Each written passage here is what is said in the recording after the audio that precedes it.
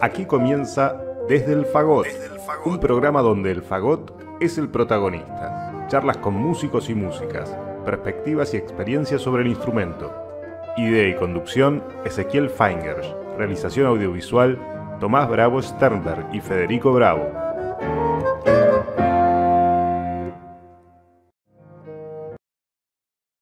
Hola, ¿qué tal? ¿Cómo están? Bueno, en el programa de hoy vamos a continuar conversando con el excelente fagotista y pedagogo brasilero Fábio Curi.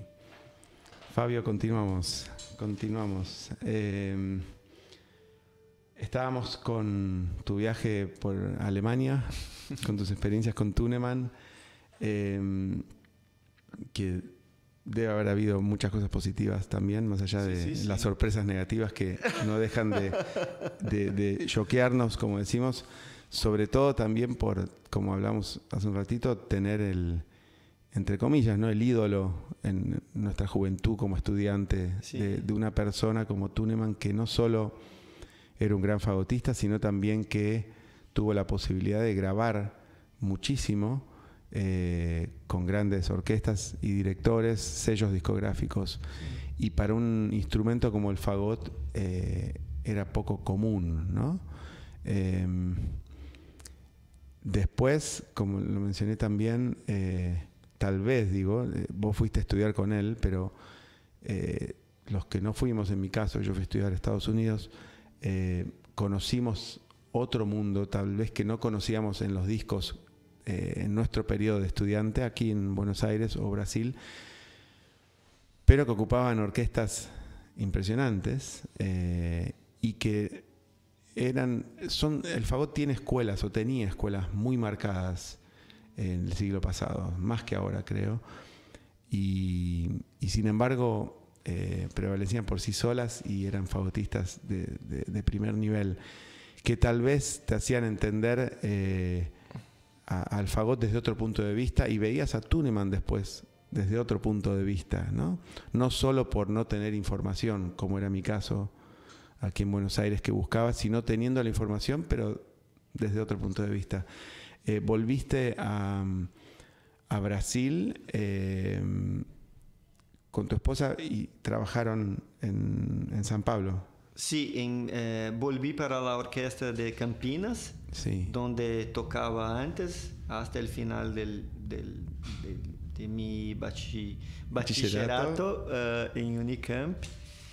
Y cuando volví, como dije, ha sido un poco decepcionante el retorno para la orquesta. Entonces, después de un año surgió la oportunidad para hacer la audición para la orquesta de la Ópera de São Paulo, orquesta del Teatro Municipal de São Paulo. Y ahí empecé ya tocando en São Paulo, y después de un año en la orquesta, también OCESP, la orquesta del Estado de São Paulo, también estaba siendo reestructurada con nuevos salarios, nuevos ingresos, y nueva sala, nuevo director. Entonces también he sido aprobado para integrar la OCESP, y bueno, entonces un poco que empecé a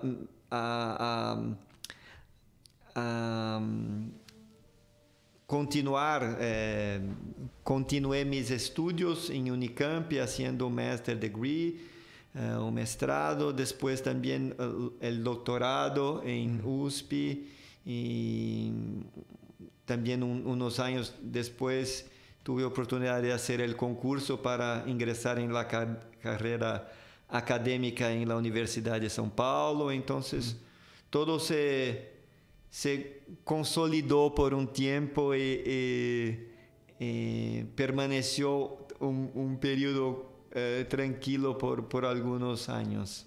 Y vos querías ser músico de orquesta, ¿no? Imagino. Sí, también. Sí. ¿Y cuándo fue el ingreso después a los ESPE? Yo sé que estuviste... Yo empecé profesionalmente en Campinas en 88 con 18 años. Después con 26 en el teatro. Con 27 fui ao CESP. Y con 31 entonces fui echado. Estuviste 4 años en OCESP y después fui echado por Nestlé porque era presidente de la asociación y tuvimos una discusión y él decidió que iba a echar todos los integrantes de la comisión representativa de los músicos. Entonces ha sido así. No sé si esperaba que el día siguiente íbamos a pedir perdón, claro. Pero eso no pasó. Entonces, por suerte, había una otra vaga en la orquesta del Teatro Municipal. Entonces volví a tocar en el teatro y quedó así. Y sí, para mí...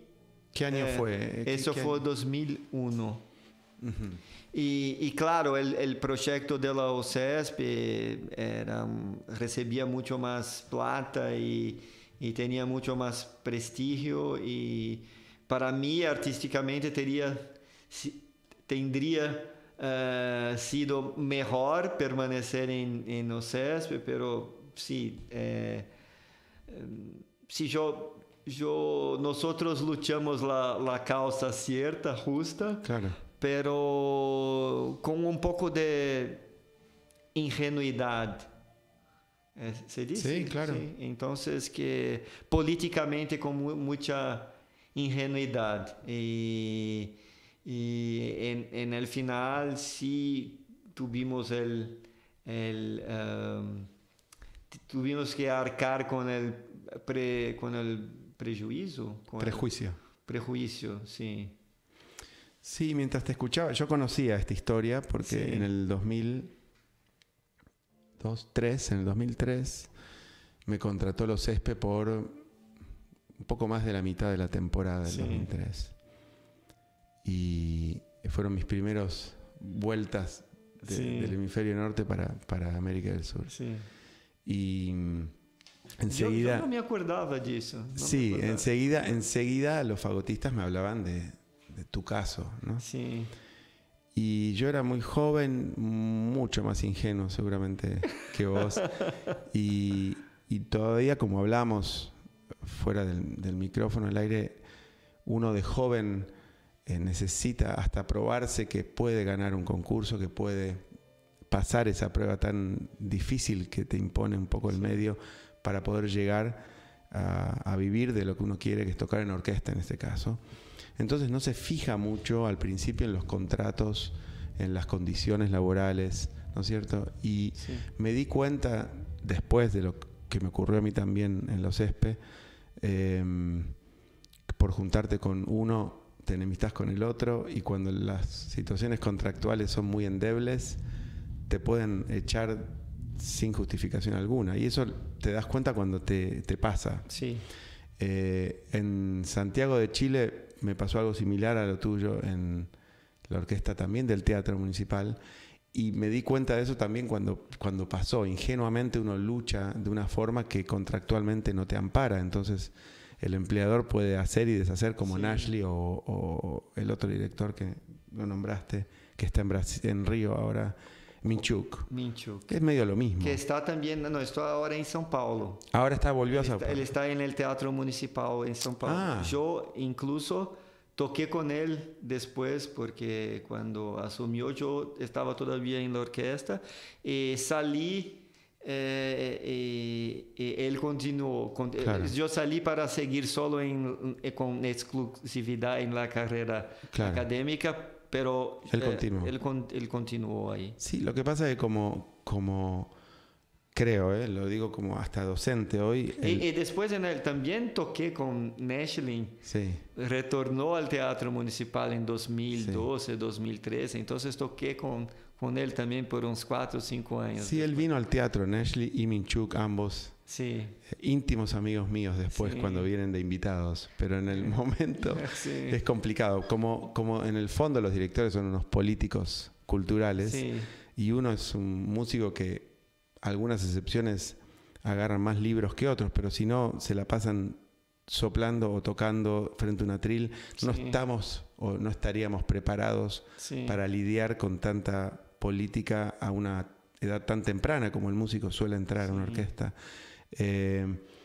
Pero pasan. Aquí, por suerte, en las orquestas, la mayoría de las orquestas, hay situaciones contractuales mucho más sólidas, ¿no? Que permiten o tendrían que dar la ocasión a que el músico pueda pensar un poco más en conjunto, Sí. y no tan en pánico como se suele dar en esas orquestas, porque la parte contractual es tan endeble que falta que se señalen a ver quién toca mal, ¿no? Yo creo lo que vi Sí. en esas orquestas, tanto de Sí, los es ESPE que como en otras. En Brasil, en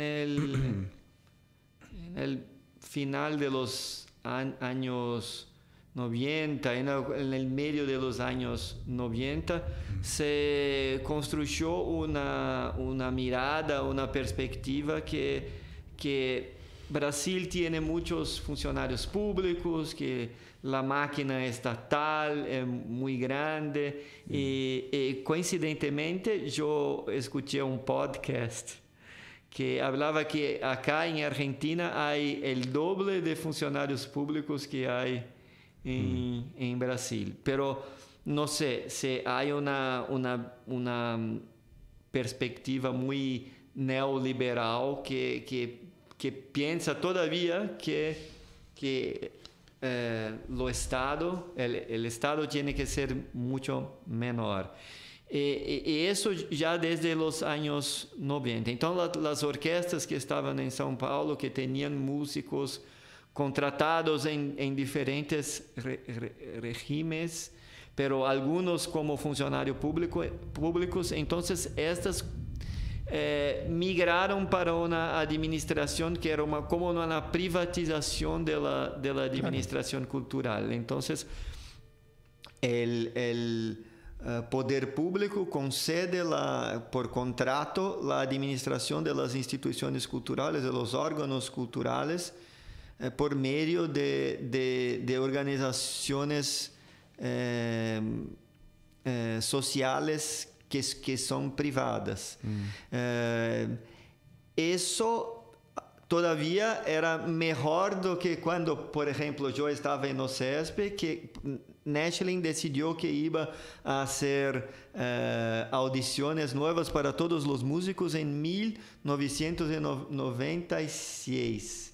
Claro. Y ahí los funcionarios eran contratados de la Radio y Televisión Cultura, de la Fundación Padre Anchieta. Y la idea inicial era echar todos que no fuesen aprobados en la audición. Pero en el medio el costo político de eso era muy, muy grande, entonces que decidieron que esos siguen en la fundación, ganando poco, integrando una nueva orquesta de la radio y televisión, y la nueva orquesta, OCESP, esta va a seguir con contratos endebles, sí, que temporários. Entonces a cada 3 meses firmábamos algo, pero después de 4 años yo estaba todavía así. Y cuando he sido echado sin ninguna indemnización, sin ningún aviso previo, sin nada. De un día para otro estás en la calle sin nada, es así. Sí, el problema... Pero ahora no, ahora en São Paulo es raro una cosa así, pero sí, el sistema de contratación por organizaciones sociales privadas es lo más común. Sí. Y es considerado una cosa moderna. Que ser un funcionario con estabilidad en una orquesta, y eso debemos mucho a Naschling, que defendió mucho esta idea, y no solo a Nashlin, pero músicos que estaban ahí, que defendieron que el músico no puede tener estabilidad, porque así se acomoda, no estudia, que el músico tiene que estar siempre sob presión.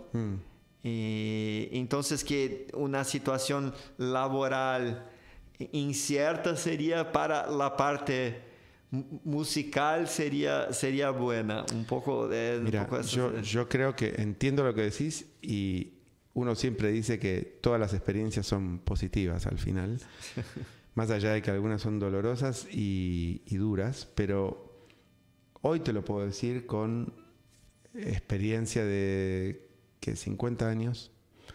En el fondo, la música o las artes deberían estar cuidadas al máximo, contractualmente hablando, laboralmente hablando, sí. Porque dependemos primero de un estado anímico el estado anímico es fundamental. Somos muy vulnerables a la hora de ir a trabajar, y dependemos de un director que sea un eximio en la materia, en la ópera, en la sinfonía que decide ir a trabajar.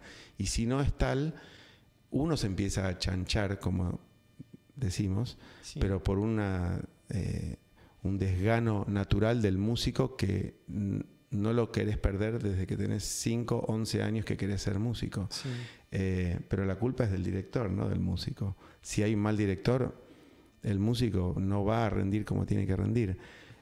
Yo estoy, por suerte, dentro de un organismo en el Teatro Colón, y la situación no económica, sino los beneficios, por decirlo de alguna forma, laborales son impresionantes por la estabilidad misma, digo. Ahora el achanchamiento o no ya es una cosa personal, pero yo sigo echándole la culpa a los directores, que si hay buenos directores, la orquesta, como nos gusta el trabajo que hacemos, sí. Vamos a estar motivados y querer sonar siempre de una forma óptima, siempre, más allá que el salario sea malo o bueno, digo, ¿no? Entonces, sí. Lo que Nashlin quiera o no quiera, a mí me lo demostró que no funciona, pero bueno, eso ya es otro tema.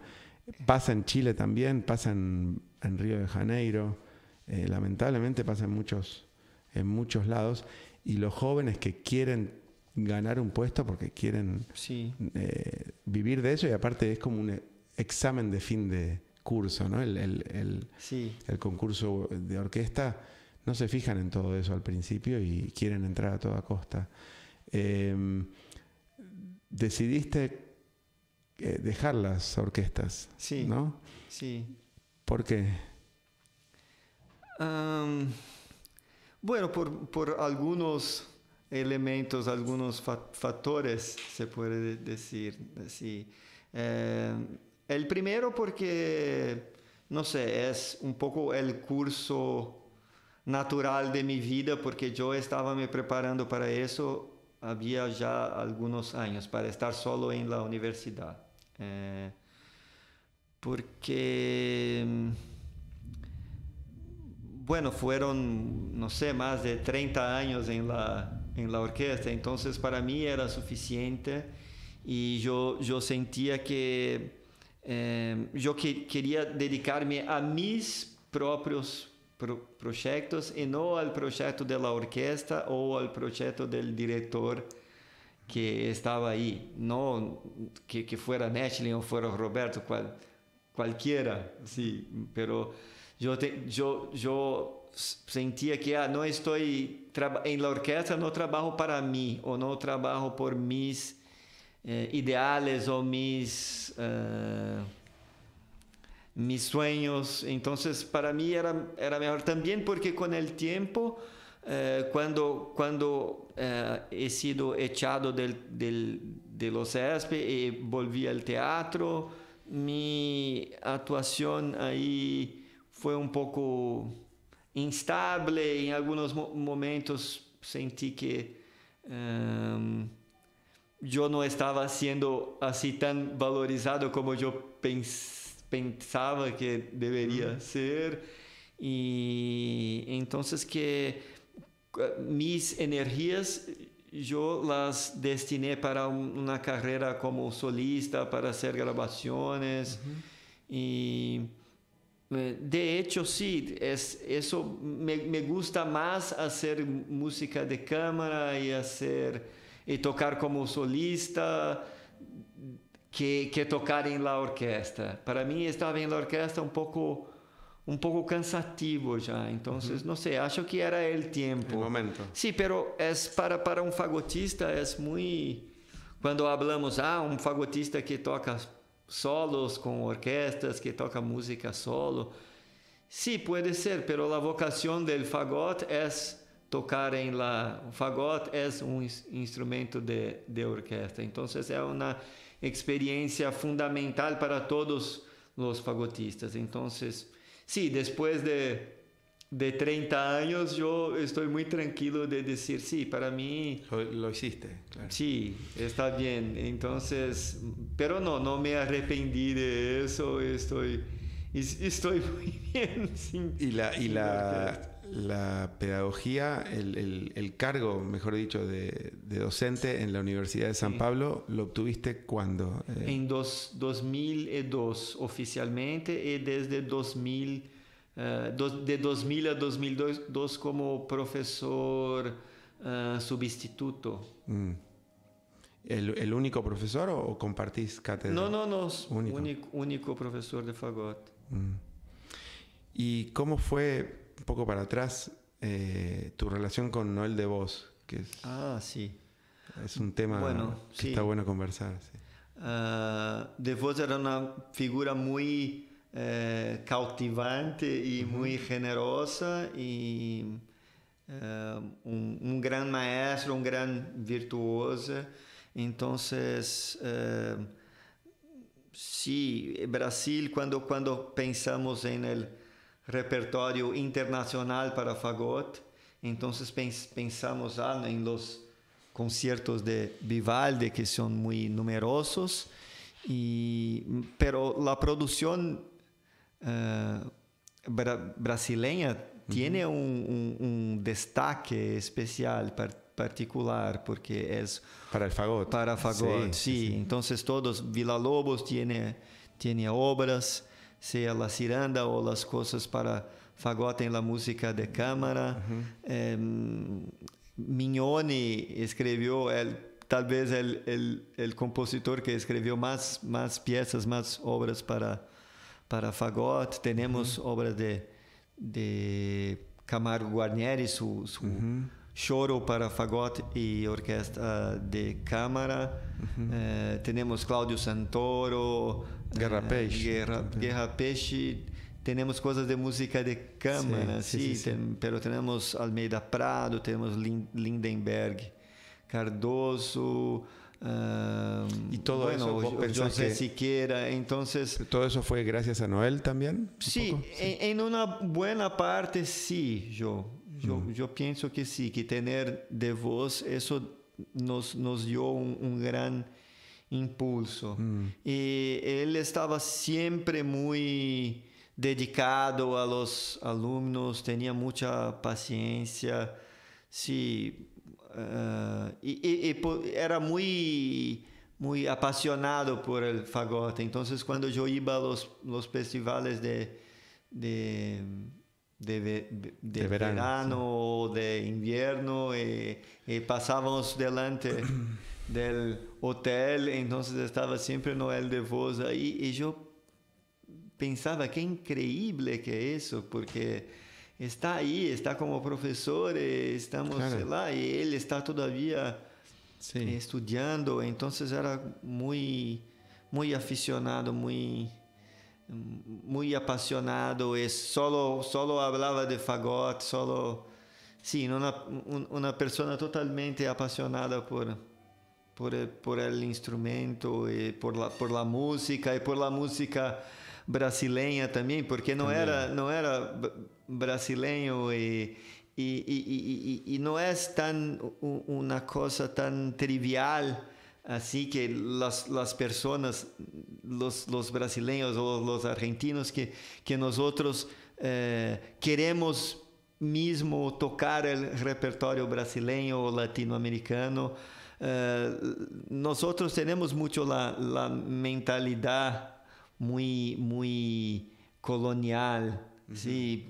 Muy eurocéntrica. Entonces, que de vos, aunque era francés, mismo así, ¿no? Que valorizaba mucho la producción nacional y claro, decía que Mignone que era mejor que los compositores franceses que todos nosotros fagotistas queremos tocar. Entonces, sí, de vos fue muy importante, muy relevante en este sentido. Claro.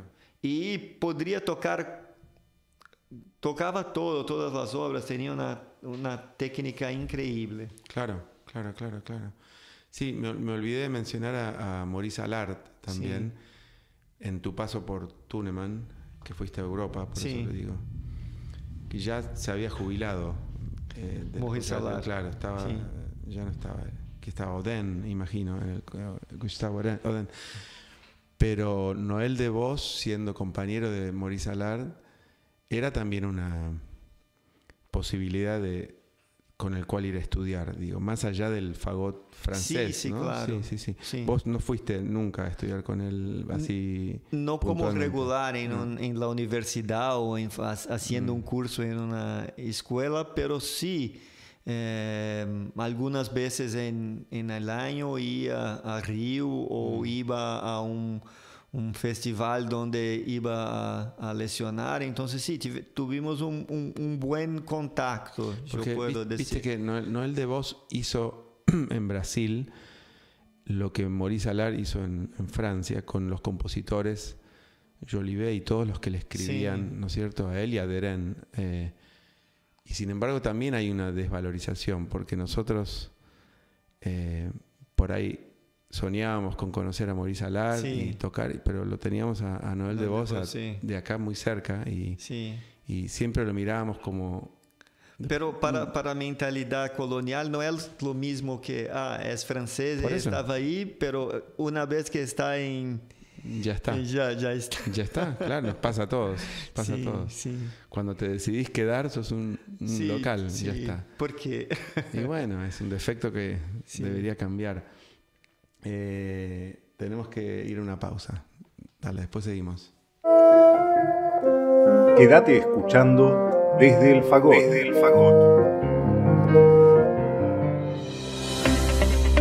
Radio Damus, la radio del Damus. Música, debates, información, actualidad y humor. Llévanos a todos lados. Bajate la aplicación y sé parte de este espacio. Radio Damus, nuestros sonidos.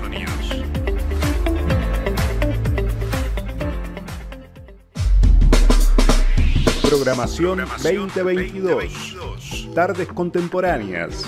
Órgano en Baires. Entre teclas. Voces que escuchan. Cámara hoy. Barroco de dos mundos. Paredes pintadas. Mujeres de la música. Espacio jazz. Músicas cruzadas. Desde el fagot. Todo es música. Y los estrenos de Por la huella de las cuerdas. Un programa dedicado a la guitarra. Dígame licenciade. Un programa de graduados y graduadas. Radio Damus. Nuestros sonidos.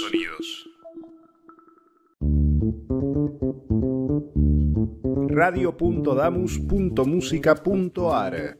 La radio TV en vivo, información de los programas y mucho más. Radio.damus.musica.ar.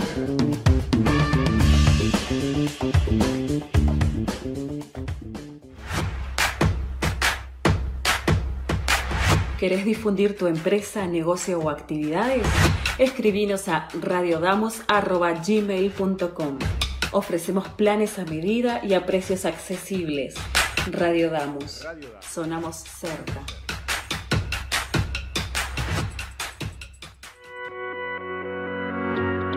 Sumate a nuestra programación.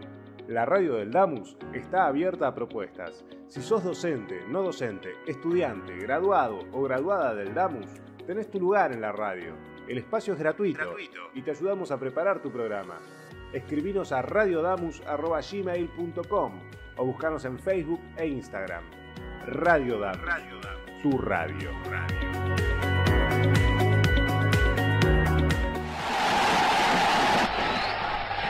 Yo llevo en mis oídos la más maravillosa música, que para mí es la que pasan en Radio Damus.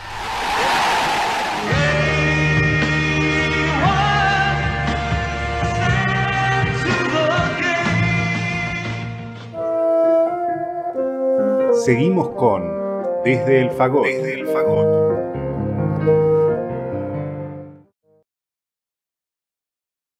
Fabio, como lo dije al principio, tu trayectoria es vastísima, muy, muy extensa, y conversando con vos me doy cuenta que te das el lujo de dejar una orquesta, quedarte con la docencia por proyectos tuyos personales.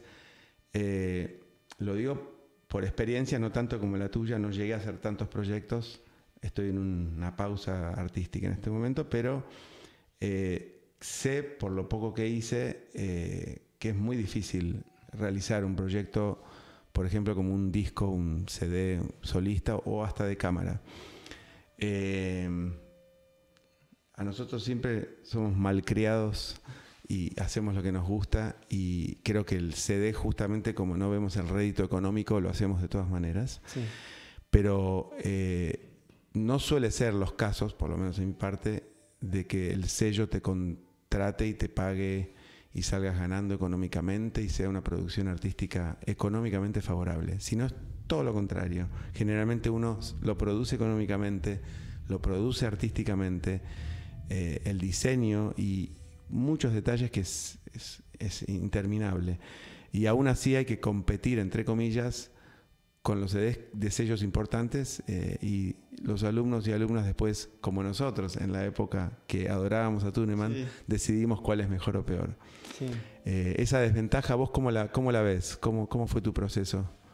Tenés muchos proyectos, ¿no es cierto?, de esta índole de CDs. Sí, algunos. Y bueno, yo pienso como vos, que sí, es bueno cuando por lo menos tenemos una financiación sí, para el proyecto, que por lo menos no estamos sacando de nuestro propio bolsillo sí, para hacerlo. Esto yo logré hacer. Entonces, tuve mi primer proyecto era un disco de las sonatas, trio sonatas de Händel, con 2 oboés de fagot. Eso ha sido por un selo de la iglesia, Paulus. Después de eso, en 2006, tuve un álbum con el Opus Brasil Ensemble, que grabamos entonces varias obras de Villa-Lobos y también André Memari. Ese disco entonces fueron 2 sellos, un brasileño que se llamaba Brasil Metacultural y un español que se llamaba Lindoro, que después relanzó el álbum. Está hoy en Spotify, está disponible. También participé de un disco en Inglaterra con un amigo flautista. Grabamos las Baquianas en 2000. Y después un disco solo con orquesta. Ese yo estuve en un edital, se dice acá también, un edital, como si fuera una competición donde se presenta el proyecto y puede ganar o no. Yo gané ese subsidio, claro, ese apoyo. Entonces hice el disco con piezas brasileñas para fagot y orquesta, con la Manaus Filarmónica en el corazón de la selva amazónica. Y después también vinieron el disco con fagot barroco, tocando Bach, también con fagot moderno, un álbum doble que también ha sido por edital, por competición. Hice el disco con las valsas de Mignone, con el selo Sesc. Sesc es una organización que es privada de los comerciantes, del sector de servicios, pero con subvención estatal también. Y ellos invierten mucho en cultura, en educación. Después también hice el disco con piezas de Claudio Santoro.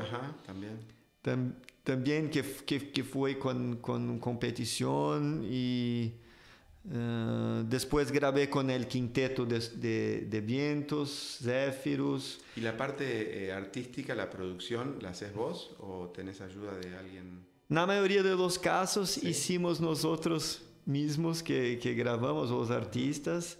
En pocos casos tuvimos un productor que hizo absolutamente todo. No, eso es muy raro. Y siempre también esta postproducción es bueno poder controlarla y seleccionar todo, pero es muy costoso también. Sí, da mucho trabajo. Sí. Estaba pensando en hasta la posición del micrófono. Me refería en la producción artística, que cuando uno va a grabar pre-pandemia, donde el home studio todavía no era conocido, tan conocido. A mí no me gusta hacer grabaciones en un estudio muy pequeño. Para mí me gusta la sensación de estar en un espacio que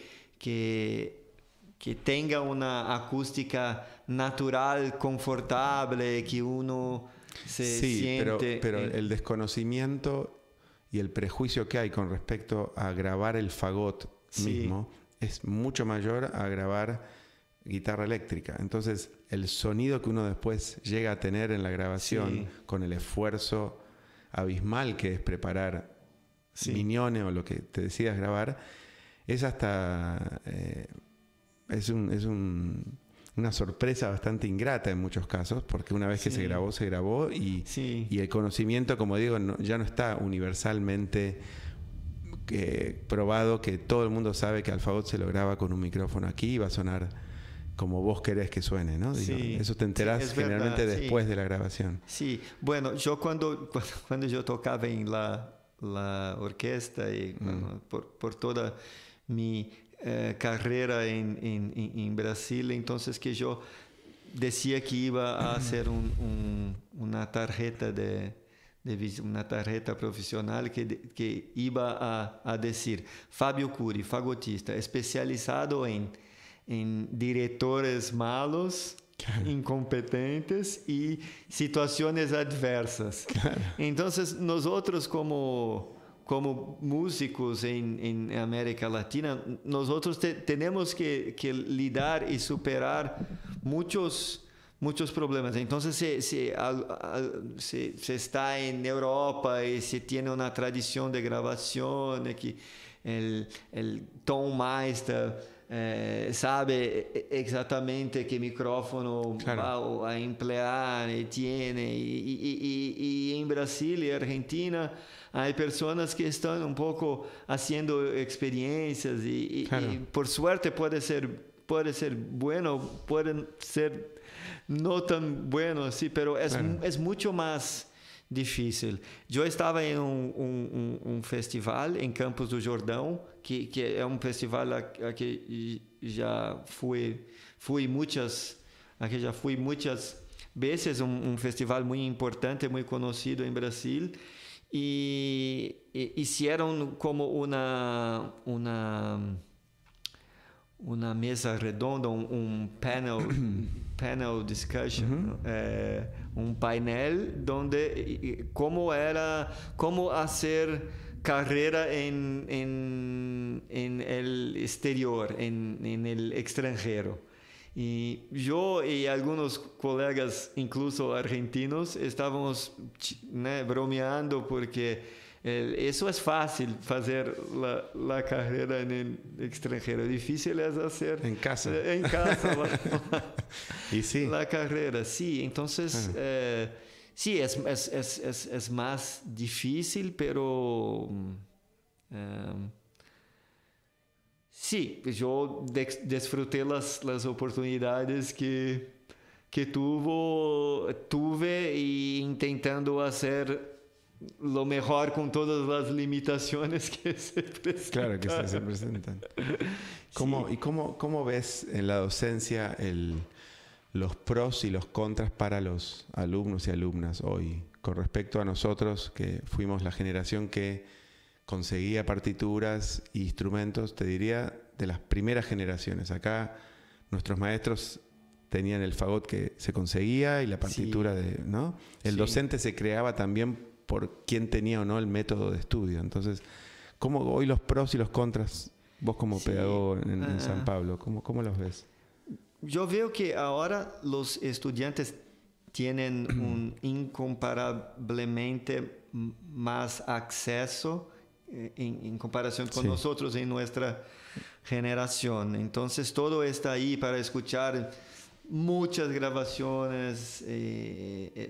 Estamos comentando que cuando éramos estudiantes, que para conseguir grabaciones de fagote, hoy se pesquisa en Spotify, en Apple Music o en YouTube, está todo ahí. Está... incluso no hace más sentido para mí hacer más grabaciones de CD sin vídeo.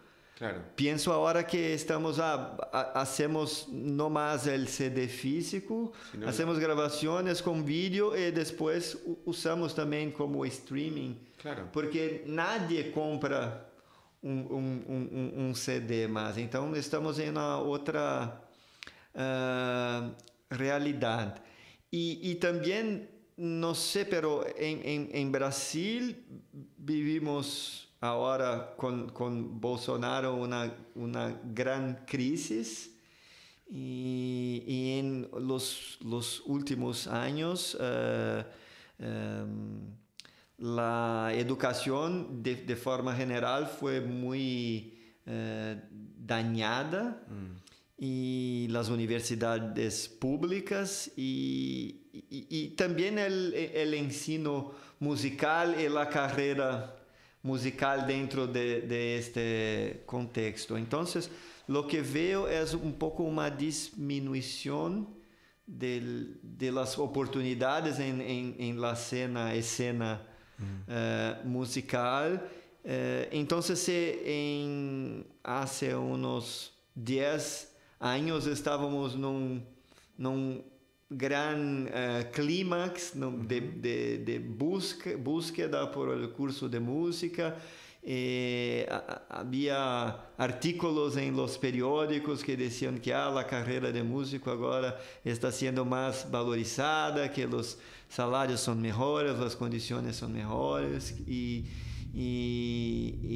súbitamente ingresamos en una crisis financiera, política y bueno, ahora tenemos un nuevo presidente, vamos a ver lo que puede ocurrir, pero estamos en un momento en que hay una búsqueda menor por el curso y también porque profesionalmente muchas orquestas dejaron de existir, puestos de trabajo cerraron, posibilidades de hacer conciertos de música de cámara, todas las cosas están menores ahora y la universidad siente eso. Entonces la universidad también no tiene repuesto algunos de los docentes, ya hay un gap significativo y estamos viendo que con la aposentadoria, ¿cómo sería? Cuando uno... la jubilación. Con las jubilaciones de los profesores en los próximos años, la situación puede quedar quizás muy crítica. Entonces, yo veo que sí, la orquesta va siempre a existir como, aunque pueda ser como un museo para tocar el repertorio canónico, pero este espacio está un poco como garantizado ahí, como una grande institución, pero con menos oportunidades y menos puestos de trabajo. Entonces, yo pienso que en los próximos años, cuando nosotros estábamos estudiando, nuestro deseo era ir para la orquesta para conseguir una vacante, para conseguir un trabajo ahí. Y hoy yo siento que ni todos o menos, todavía menos instrumentistas van a conseguir eso, que pueden trabajar con otras cosas, con música y tecnología, pueden al mismo tiempo componer o dar clases de cosas teóricas, de dar clases en proyectos sociales que son hoy actualmente muy populares. Entonces sí, pienso que el perfil del alumno, del estudiante hoy es muy diferente del perfil que nosotros tuvimos. Y que tenemos que cambiar, y no sé si eso es para nuestra generación, pero un poco cambiar la educación y la manera de enseñar. Sí, yo me quedé pensando con lo que acabas de decir y tenía ganas también de hablar de los famosos concursos para entrar a una orquesta. Sí. No por la preparación académica para el concurso, sino por un cuestionamiento como docente, habiendo también sentido el shock, la sorpresa cuando fui a estudiar afuera de la cantidad de fagotistas que hay en los concursos, de cómo se preparan para un concurso. Después, con la sorpresa que hoy se dice de un docente X en Estados Unidos, bueno o malo, o en Alemania, bueno o malo, por la cantidad de alumnos que entran a las orquestas. Pero lo que te quería invitar a pensar un poco como teniendo puestos pedagógicos, ¿no? Y siendo responsables al respecto, es cómo tal vez esos alumnos, escuchándolos vos hoy, no dejan de estar encuadrados en una forma muy específica de tocar, justamente por tener que haber pasado por ese aprendizaje tan minucioso que es un concurso de orquesta. Sí. Y sin embargo, las artes en sí son sinónimo de libertad de expresión. Entonces, esa libertad al tocar que uno busca, ¿no? Con los ejercicios técnicos para después poder ser Fabio Curi, y no Thunemann, sino Fabio Curi, esa precisión al tocar, tal vez encuadramos a los alumnos de cierta forma para que ganen un concurso sin darles la posibilidad también de decir, esto es solo para el concurso. Después vos podés tocar con toda la paleta de colores, ¿no? Y los fagotistas que yo veo que ganan concursos tocan de una forma sumamente globalizada. Digo, podría ser la orquesta de Chicago, Metropolitan, o tal vez, digo, no sé, Frankfurt, o cualquier orquesta en Alemania, cuando antes estaba bastante separado todo eso. ¿Qué opinas al respecto vos con la formación de los chicos y chicas? Sí, hay un estudio, una investigación de Daniel Leach Wilkinson. que escribió para el Cambridge Companion for Recorded Music. Él estudió las grabaciones de los últimos 100 años y él concluyó que las mudanzas del estilo de performance a lo largo de estos 100 años fueron muy paulatinas, muy progresivas, no muy bruscas.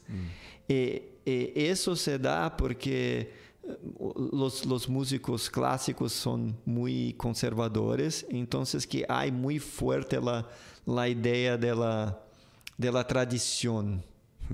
Entonces, uno cuando está empezando la carrera y busca un empleo, sea en la orquesta o en la universidad o con un grupo de cámara, entonces para conseguirse establecer, tiene que seguir esta tradición. Entonces, si es alguien muy excéntrico, muy exótico, va a ser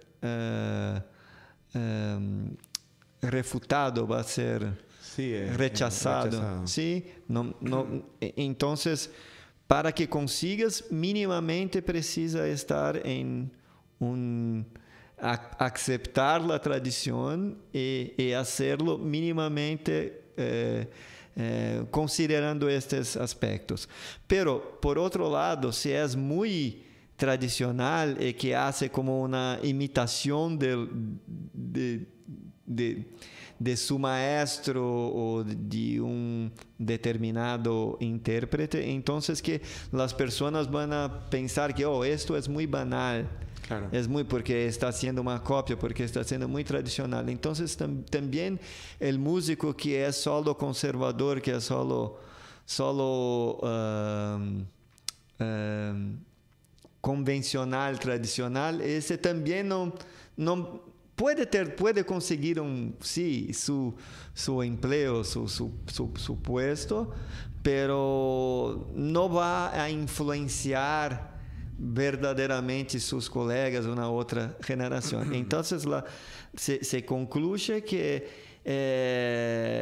los músicos tienen que siempre tener una mano dada con la tradición y otra con la innovación, para que diga, este sí siguió, pero hace algo de diferente. Entonces pienso que hay como un equilibrio para eso, que sí, veo que voy a hacer la audición acá y si voy a tocar así, no, es muy arriesgado. Entonces se piensa en una cosa un poco más conservadora. Pero mismo Pascal Galois, en su método de música contemporánea, en el prefacio dice que hoy en las orquestas, para las audiciones, todos tocan igual. Claro. Entonces, porque todos, cuando uno tiene un poco de personalidad, se molesta. No, en el contrario, que se sobresale. Sí, bueno. Se claro. Supersale, ¿se dice? No, sobresale. Sobresale, sí. Pero entonces, sobresale y suele molestar al otro. Sí, puede, sí. Entonces, sí, yo pienso que estamos en un tipo de música que es cuya marca es el conservadorismo. O sea, entonces, hay una deformación tal, que si a un chico cuando empieza a estudiar el fagot, si bueno, este es el Weissenborg, Larcani, y le decís, y para entrar a una orquesta, no vas a poder poner tacos altos porque vas a sobresalir en el primer mes. Entonces, cuidado, se va corriendo. Entonces, ahí el fin del estudio, que lo terminamos manejando también nosotros y somos los responsables, está bastante complicado, con respecto a lo que es hacer música o tocar el fagot, ¿no? Sí. Fabio, tenemos que finalizar el programa. Mis agradecimientos realmente enormes por todo, por la actividad que vas a realizar, que hiciste hoy, que vas a hacer unos días un concierto fantástico también. pero por el tiempo que me dedicaste y nos dedicaste para sumarte a este trabajo de investigación y me fascina, así que te agradezco un montón. Sí, ha sido un gusto enorme para mí y como he dicho, me encanta Argentina y cuando puedo me gusta siempre volver todos los años. Bueno, avísanos y aparte de ir a comer tenés que venir a estar acá con los chicos. Sí. También quiero agradecer a Gonzalo Rodríguez, como siempre, Federico Bravo, por el excelente trabajo técnico y edición que hacen posible este proyecto. Así que muchísimas gracias y será hasta pronto. Gracias. Esto fue Desde el Fagot. Idea y conducción, Ezequiel Feingersch. Realización audiovisual, Tomás Bravo Sternberg y Federico Bravo. Radio Damus. Nuestros sonidos.